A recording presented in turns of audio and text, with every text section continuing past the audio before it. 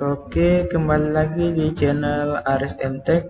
Pada kesempatan ini, saya ingin berbagi pengetahuan bagaimana kita memasukkan artikel di website Pablons, di mana hal ini terkait dengan surat edaran pemutakhiran data author dari eh, Kementerian Riset dan Teknologi tertanggal 14 Januari 2021, di mana di sini perihalnya yaitu terkait dengan pemutakhiran data profil author Sinta.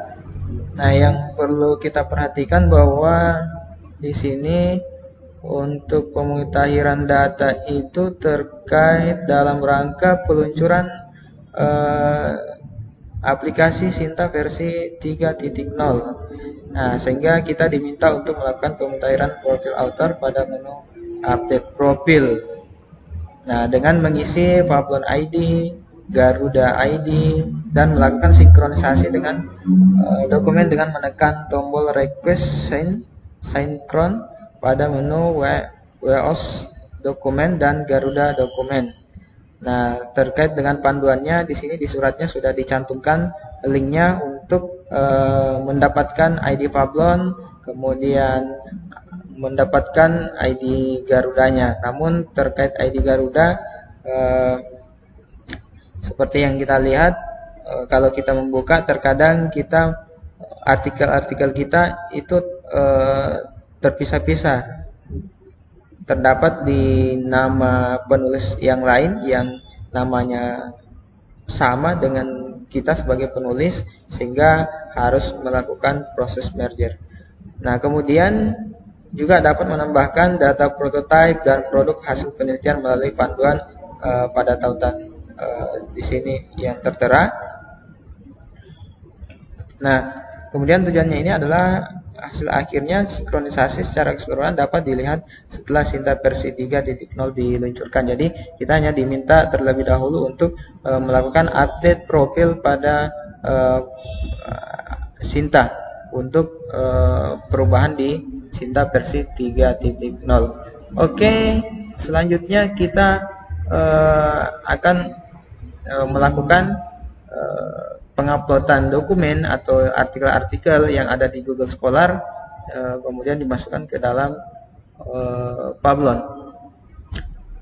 Nah, di sini saya anggap bahwa Bapak Ibu atau teman-teman sudah memiliki ID Pablon atau sudah memiliki akun Pablon, sehingga nanti di sini saya hanya fokus bagaimana kita memasukkan artikel-artikel kita yang ada di Google Scholar, kemudian bisa tampil di Pablon. Oke, selanjutnya karena di sini saya menggunakan import data dari Scholar ke Pablon, namun terlebih dahulu kita juga harus memiliki akun ORCID. Jadi saya anggap juga Bapak Ibu atau teman-teman sudah memiliki akun ORCID, sehingga nanti di sini kita tinggal memasukkan artikelnya, kemudian nanti disinkronkan ke situs Pablons. Oke, yang pertama yang harus kita lakukan adalah kita mendownload atau mengekspor data artikel kita yang ada di Google Scholar. Saya anggap juga Bapak Ibu atau teman-teman sudah memiliki akun Google Scholar dan sudah terdapat beberapa artikel-artikel yang bisa yang sudah dimuat dalam akun Scholarnya. Oke, kita langsung saja bagaimana cara kita mengekspor. Nah, di sini ada checkbox. Di sini kita tinggal checklist semuanya supaya nanti bisa diekspor. Ya. Kemudian setelah diceklis semuanya, kita pilih ekspor, kemudian kita pilih BibTeX. Nah, BibTeX yang kita gunakan. Nah, setelah itu muncul di sini datanya, data artikel kita, dan yang akan kita simpan dalam bentuk ekstensi file BibTeX. Nah, caranya kita klik kanan, kemudian save as atau langsung tekan Ctrl S. Oke, selanjutnya saya pilih save as type-nya menjadi all files. Dan misalkan saya simpan di drive D di luar saja supaya gampang dilihat, gampang didapat. Saya tulis di sini misalkan daftar artikel. Kemudian kita tambahkan ekstensinya .bib.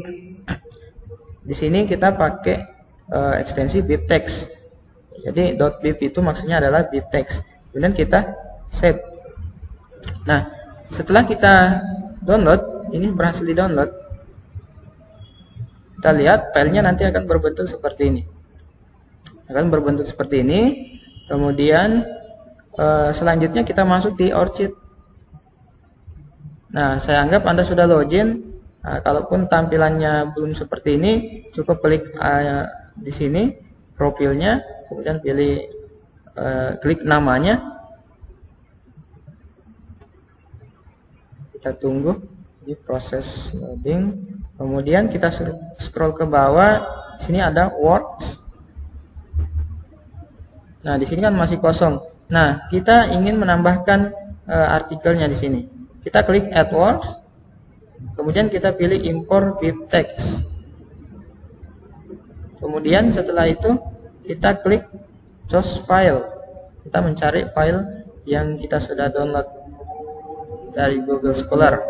Kita klik filenya 2 kali. Nah, kemudian di sini sudah muncul filenya. Ada beberapa file. Oke, kita klik selanjutnya klik save all. Oke, sekarang sudah berhasil ya. Sudah berhasil kita masukkan di Orchid-nya. Di artikel-artikel kita sudah masuk di dalam akun Orchid kita. Nah, selanjutnya kita masuk di akun Pablon kita. Di sini kalau misalkan tampilannya tidak seperti ini, kita klik saja ini fotonya, kita klik private dashboard. Kemudian kita cari menu publikasi. Nah, di sini ada my record, kemudian publikasi. Kita klik. Nah, selanjutnya kita klik import publikasi. Nah, sebenarnya di sini untuk mengimport data artikel kita itu ada beberapa pilihan. Bisa kita import melalui Web of Science. Nah, namun saya sendiri belum memiliki artikel yang terindeks Web of Science dan belum memiliki akun WOS. Ya, mungkin ada teman-teman yang lebih tahu bagaimana caranya mengimpor pakai Web of Science. Nah, kemudian di sini juga sebenarnya ada import by identifier melalui DOI. Ya, DOI daripada artikel kita. Namun saya juga belum pernah melakukan ini. Kemudian ada import by file upload menggunakan file bibtext. Namun beberapa hari sebelumnya saya sudah mencoba menggunakan fitur ini, namun belum berhasil. Sehingga di sini saya pakai yang synchron with Orchid. Sinkronisasi menggunakan akun Orchid. Jadi artikel yang sudah terdapat di Orchid kita tadi yang sudah kita import itu kita sinkronkan sehingga nanti juga muncul di akun Pablon kita. Nah, di sini saya klik. Nah, namun kalau misalkan baru pertama kali melakukan sinkron, biasanya di sini belum aktif. Ya, karena saya sudah sinkron sebelumnya. Di sini sudah aktif. Jadi kita harus aktifkan dulu akunnya. Kita daftarkan akun Orchid-nya terkoneksi ke Pablon-nya. Nah, saya anggap itu Anda sudah lakukan ya. Anda sudah lakukan proses sinkronisasi. Sinkronisasi akun Google, akun Orchid ke Pablon. Nah, selanjutnya saya klik Synchron my publication from Orchid. Nah, di sini kita sudah sinkron dan situsnya melakukan refresh. Kita lihat apakah sudah terpublish. kita klik publikasi. Oke, kita lihat. Nah, sekarang artikel kita ini sudah muncul. Ya, sudah muncul. Kalaupun misalkan ada artikel yang bukan punya kita tinggal klik 2 kali pada ikon sampahnya untuk menghapus. Ya, jadi itulah cara bagaimana kita menambahkan artikel jurnal kita ke situs Publons. Nah, untuk melihat ID Publonnya,